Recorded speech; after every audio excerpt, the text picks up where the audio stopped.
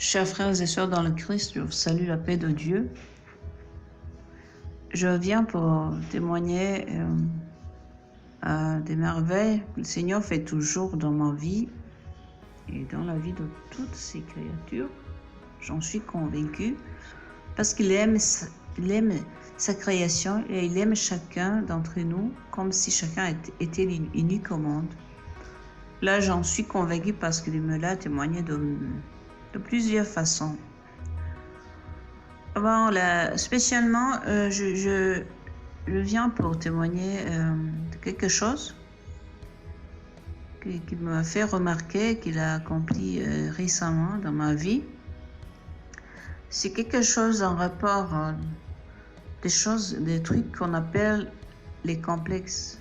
Avoir des complexes. Dans mon enfance, je n'étais pas complexée parce que j'avais une nature plutôt innocente. Aussi, j'étais un peu masculine dans le sens que je n'avais pas le temps pour m'attarder à me regarder, à regarder mes orteils, mes ongles, j'avais plutôt un côté un peu masculin, donc ma peau ne m'importait pas beaucoup. Je pouvais me laver et c'était suffisant. Je me rappelle que j'avais une amie d'enfance qui s'appelait Agnès. C'est elle qui souvent attirait mon attention, me réprimandait amicalement, me disant hey, Alice, moi tu n'as pas mis le lait de beauté, donc les maquillages, les pommades là. Donc ça venait pas toujours en premier lieu en moi, dans ma nature. Moi, je le vois toujours chez les masculins, même si c'est pas tous, mais j'avais ce côté plutôt masculin. Et c'est pas beaucoup, c'est pas beau, je vous assure que c'est pas mignon chez une fille. Alors, donc, en atteignant l'âge de l'adolescence, j'ai été confrontée parce que j'étais confrontée au problème de poids, plutôt le surpoids. À 14 ans, si je me rappelle bien, 14 ans, je fus comme une obèse, une personne obèse. J'avais un surpoids énorme. Bon, c'est là où j'ai commencé peut-être à avoir des problèmes dans mon intérieur, parce que pendant l'adolescence, pour la plupart, on souffre et on aimerait que les gens, même ton entourage, les amis, l'autre sexe, donc le sexe opposé, les garçons te trouvent belle, qui te disent que tu es belle. Bon. Moi, à cause de mon poids, à cause de ma taille, parce que j'avais là une grande taille, si tu me regardais, tu pouvais penser que j'avais 18 ans, 20 ans, parce que j'avais une très grande taille. Et j'étais très grosse, j'avais vraiment plein de kilos. Voilà. Alors, c'est là où j'ai commencé à avoir des complexes sur mon physique. Mais il semblait que tout me convainquait, que j'étais moche. J'avais ma grande sœur, elle était jolie, on le disait même à voix haute, elle est jolie. Elle avait une belle taille. On appelle ça une taille économique. Donc, elle n'avait pas une grosse ventre, et elle avait vraiment une bonne taille bien faite. J'avais ma petite soeur, elle était encore petite, oui, parce qu'elle a 4 ans de moins que moi. Mais on commençait déjà à proclamer sa beauté en disant si elle est grandie, elle va être belle. Pour moi, personne n'a jamais dit que j'étais belle. C'est étonnant. Et petit à petit, ça m'a rongé. Ça a commencé à me montrer comment j'étais laide. Lorsque tu es une fille, donc une petite fille, une jeune fille, ça te blesse sur plusieurs points. Tu aimerais même mettre en cause le Seigneur. Donc tu me dis comme ça, pourquoi est-ce que le Seigneur m'a créé moche, laide? Donc ça m'a suivi. Bon, des fois, je l'oubliais. Bon, je me le rappelais que lorsque j'étais confrontée à des situations qui me poussaient à me regarder, les beautés des miens, dans mes camarades de classe, des trucs comme ça, des tailles. Donc, voilà. Je peux résumer et dire que j'ai presque toujours été une personne qui n'était pas fière de lui, qui n'avait pas confiance en elle. Donc, je doutais de moi, bien sûr, parce que je ne me faisais pas confiance. Je me savais moche. Je me rappelle que pendant les périodes de vacances à la maison, on a su qu'il y a des gens qui venaient seulement à la maison parce que j'étais là, parce que on disait que j'étais accueillante. Bon, je ne sais pas si c'est vrai, peut-être, mais on disait que j'étais accueillante. Et il y a certaines personnes qui ont dit que ma grande soeur était belle, jolie, ma petite soeur belle, mais moi que j'étais sympathique, accueillante. Là, ça te blesse. Pour la plupart, ça te blesse. Tu peux pas te contenter de ça. Hein. On peut se contenter que de ça. Je me rappelle que ça a été une blessure. Non, c'est quelque chose de négatif.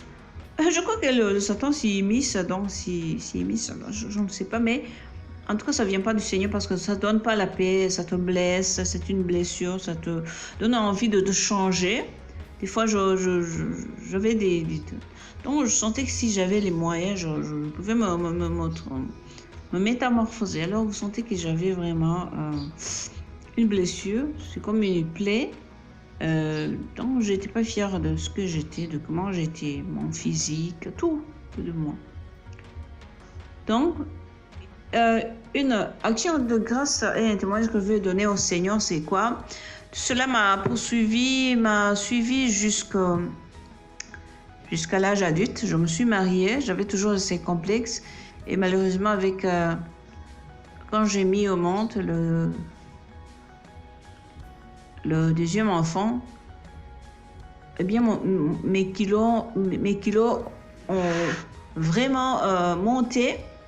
Je suis allée jusqu'à 106 kilos. Pour moi, c'était une mort. Alors, je dormais. Lorsque je me couchais sur un matelas, il y avait un trou, vraiment. Il y avait un trou là où j'étais couchée. Donc, c'est étonnant. C'est pénible ce que j'ai enduré. Mais ce que j'aimerais témoigner, c'est quoi? Après ces kilos, bon, c'est moi qui avais des problèmes dans ma tête, dans mon intérieur. Sinon, avec mon état de femme, avec mon mariage, avec mon mariage, chose étonnante. Donc la beauté que personne n'a acclamée pendant mon adolescence, pendant mon état de jeune fille, on a commencé à l'acclamer. Pas de la part de mon mari, bien sûr, malheureusement, et ça me blessait, bien sûr. On lui disait même ouvertement qu'il avait épousé une belle femme. Donc, on a commencé à acclamer ma beauté. On l'acclamait. Des fois, ça devenait des épreuves pour moi. Mais ce n'est qu'après que j'ai commencé à remarquer que si le Seigneur n'a pas voulu me donner cette faveur dans mon enfance, dans mon adolescence, il me la réservait juste dans mon ménage. Oh ouais, plusieurs personnes ont clamé ou clament toujours que je suis belle. C'est étonnant, ça me fait rire. Et ça me fait... donc ça me donne de la reconnaissance, de la gratitude envers le Seigneur.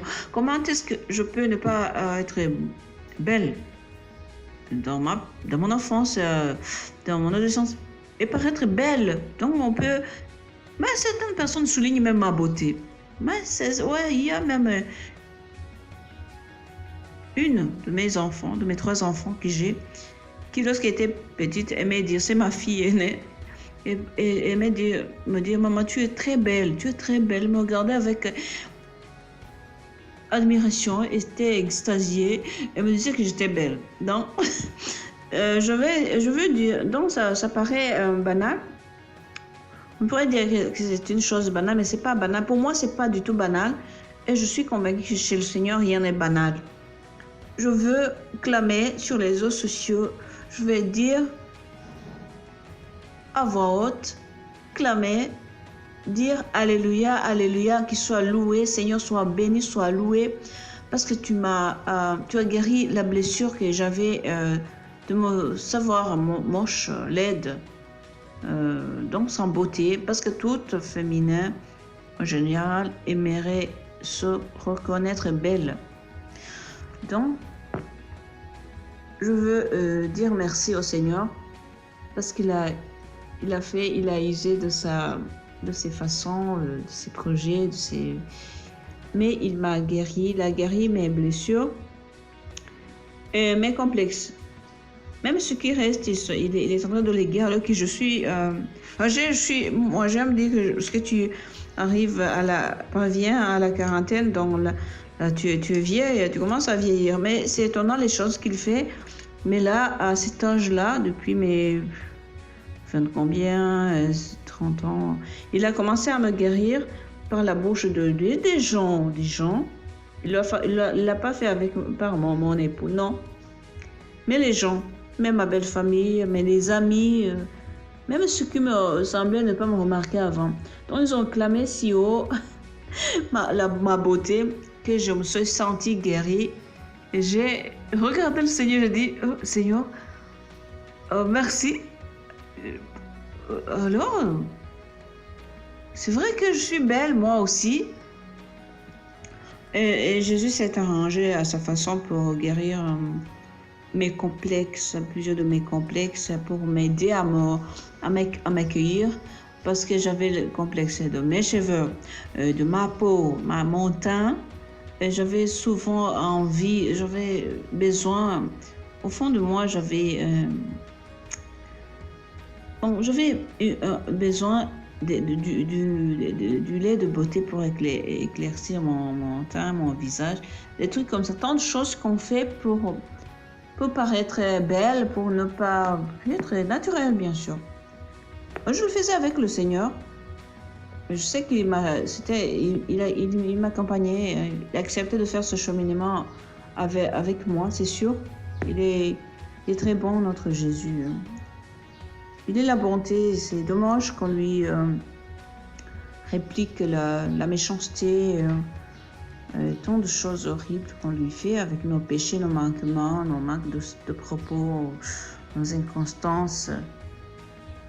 Nos refus de plusieurs fois qu'il nous donne, qu'on refuse, ou on se lamente. Donc, il nous pardonne toujours, mais qu'il soit béni par notre reconnaissance.